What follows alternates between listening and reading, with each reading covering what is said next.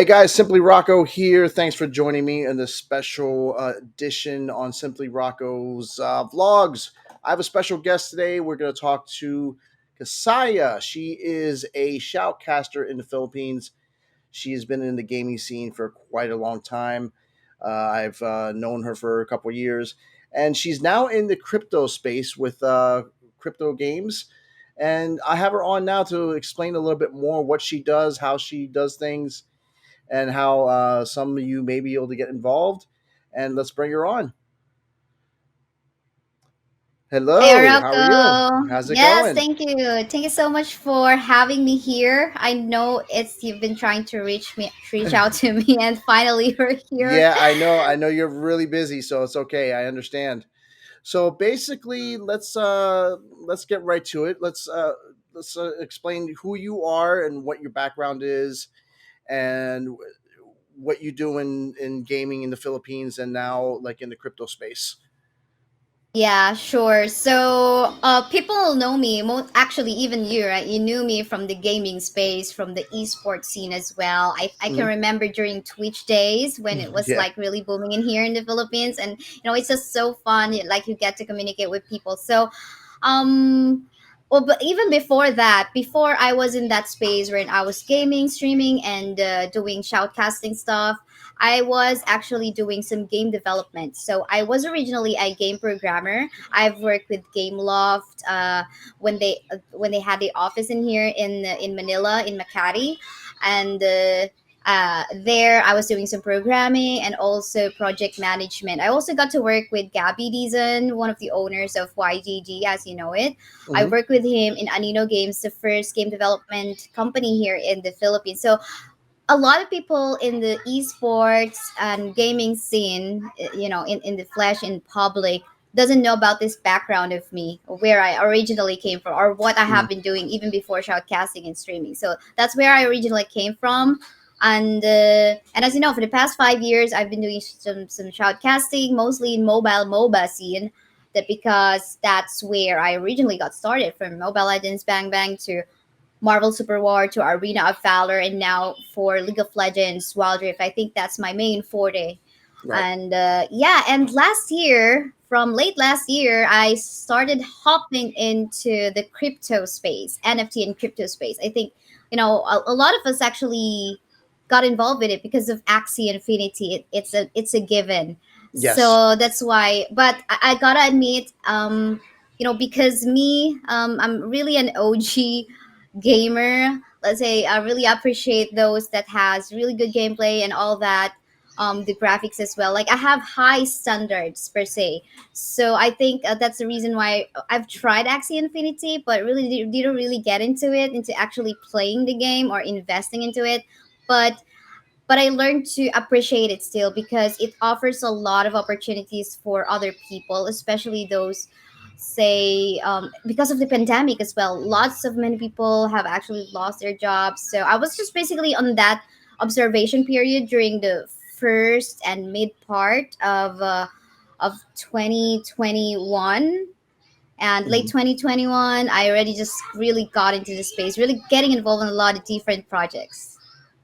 Right. Yeah, and you mentioned Axie. Axie's really taken over the Philippines, but which game are you involved with right now? I know that you weren't too thrilled with Axie. So what is it that which game is it that you're involved in, and how can someone get into playing that game? Yeah, currently I am involved with Thetan Arena. I've invested in that game. I have scholars in that game too. And the reason why I'm in there is, mostly because of the gameplay itself. I know maybe the right now currently, because before when Thetan Arena came in, the ROI is so good.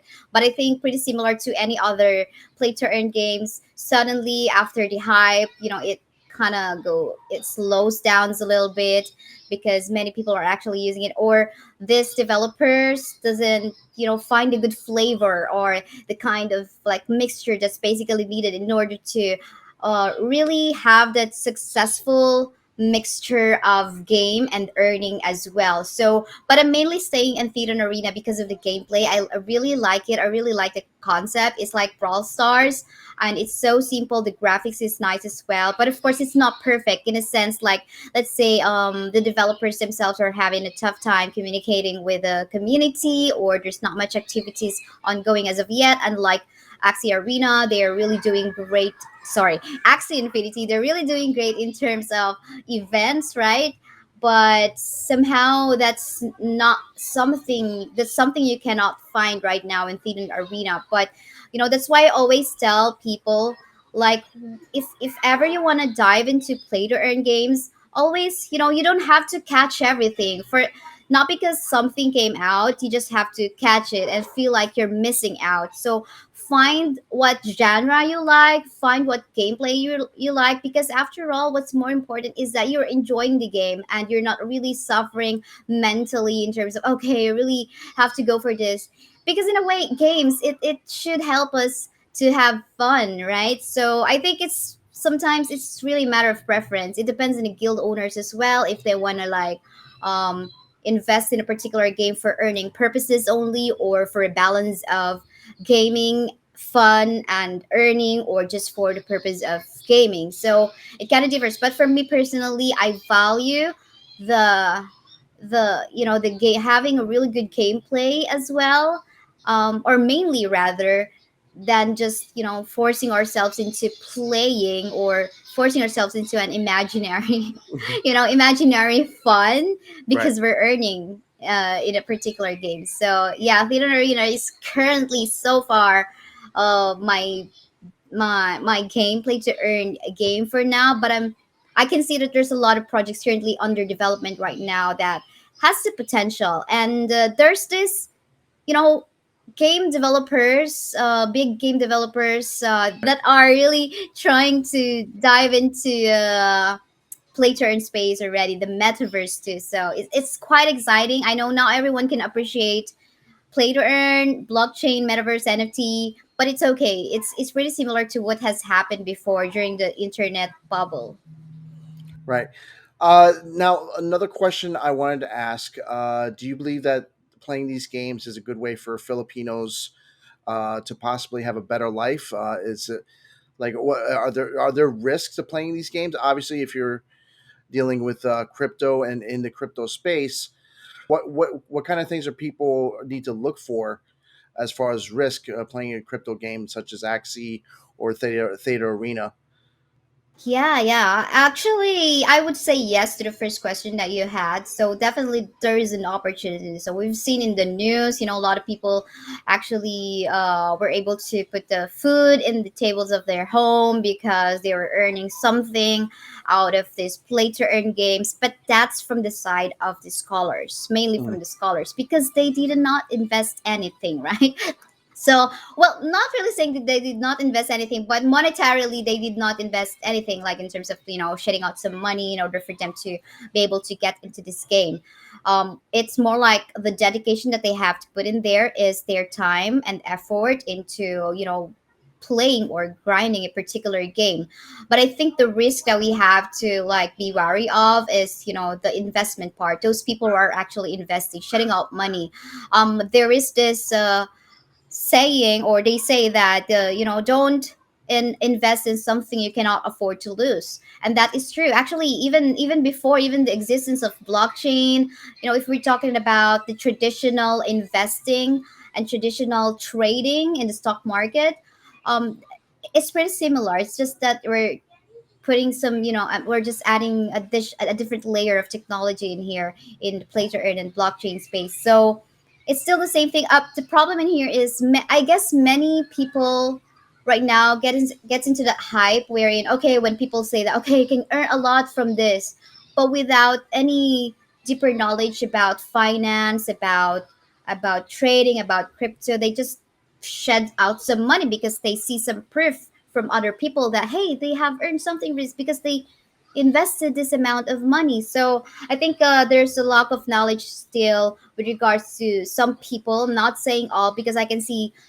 there are some group of people who are invested in really learning the concepts behind the finance and trading and things like that. So I think for everyone who my advice basically for everyone is to not be a victim of hype. Do your own research, as they always say, but sometimes research alone will not be enough. There's a lot of scams ongoing. I would say, let's say there's this 10 projects currently given to you, but maybe only two out of those 10 projects are legit or really will really make it out there in the long run, but some others are just like scams. Not gonna make the word sound a little bit better, but it's Right. real. Rug pulls are there, just a lot of victims out there. And what's the sad part in here is that some people, yes, they do have some money to shed up, but they don't really have the savings or the backup, or I hear some sad stories about they're risking all their money for this venture, but suddenly they realize they just a massive loss. So I think it's really important to educate ourselves first in what we can lose, and it before going into this actual investing stuff, because it's not really a joke. Maybe the scholars are having fun in terms of really earning, and again, because they don't have to shed out some money. But for the investors, you really have to watch out for what you're really getting into. So I guess that will be my advice for everyone who wants to get into this kind of space, because it's very risky and nothing's really sure about this. Yeah, definitely. It's the same thing as when you're investing in traditional crypto. You're running a risk, and it's always said that don't put money into that you can't afford to lose. And a lot of people are doing that. They're taking that high risk, and if they lose it, then they're in deep trouble. So it does happen. Yeah. Um, let me ask you a question. When these games started first coming out, I noticed a lot of Filipinos were streaming it on Facebook and on Twitch. They still do, but Facebook had temporarily put a ban on saying like on Axie and similar games for them being streamed. Do you think these games are similar to gambling? Do you think that that's About, yeah, I can remember that ban. I think it runs sometime mid 2021, but it was lifted anyway. As you can see, just mm, a lot of people still doing all those Axie and play to earn game streaming. So mm, I wasn't so clear about what really has happened, but because I feel like there was just a misunderstanding because it was lifted anyway, right? right? So, but in terms of considering this a gambling, I would say no. Like, if we're gonna make use of the word gambling as well, no, it depends on how you really would want to make use of your money, because this is more like really risk investment, as Mm, I would say, not really gambling. But if you personally, you're really not trying to study the concepts behind investments, then you're probably gambling. So it's a the word or the terminology can be applied depending on how a person would actually make use of his money. So if right. you're literally just someone who's throwing out of luck, out of luck, Mm. you feel like just because you feel lucky and all that, that's probably gambling. But blockchain play to earn itself, no, it's not gambling. It's just a risky investment. Yeah. Okay, so this is actually a little bit of a hot question. Do you think the government should be involved in taxing any of the money that is being made off these games, especially in the Philippines or like anywhere in general? Nah, because it will lose the purpose of cryptocurrencies, the concepts and the purpose of, because in a way, I think that's also the reason why, some countries are stopping this cryptocurrency stuff and all that for them to be able to, because when you are in the blockchain, you are in the crypto, everything can be traced, right? Because it's Mhm. in the blockchain. So if we involve governments in here, it's gonna lose its purpose, the ownership as well, the control.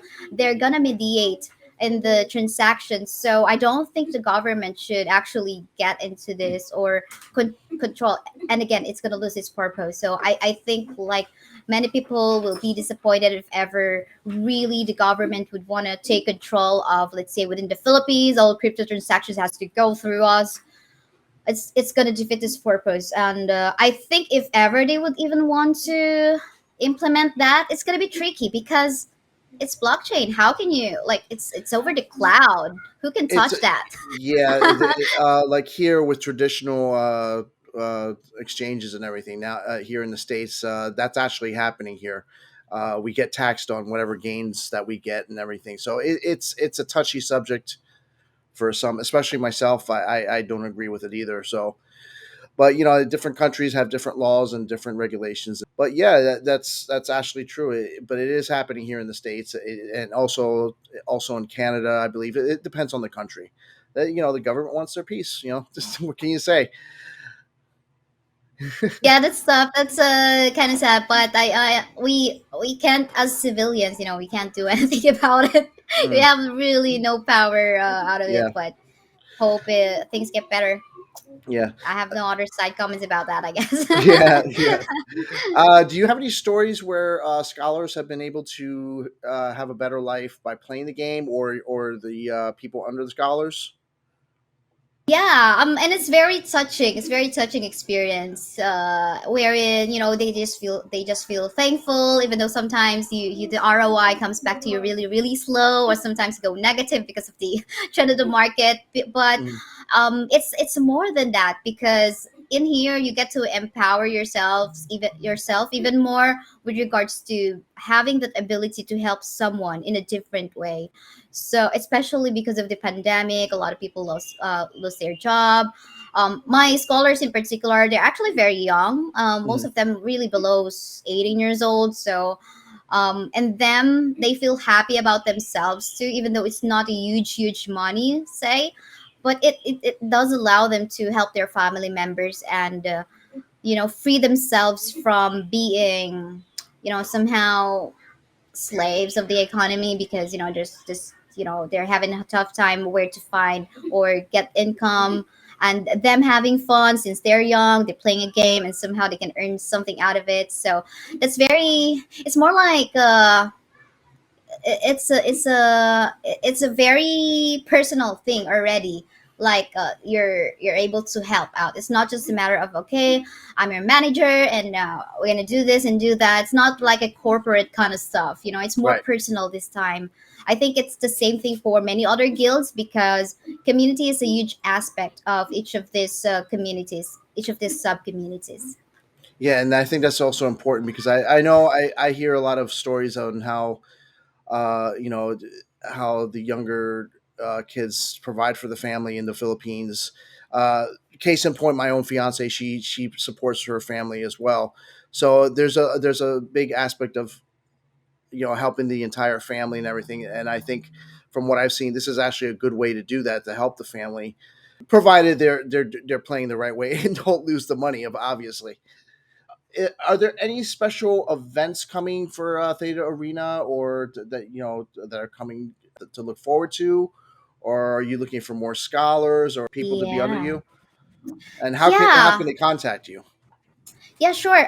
For Thetan Arena, they are planning to have these tournaments. I'm not sure how they're gonna do it, but they are contacting lots of different organizers in here in the Philippines already.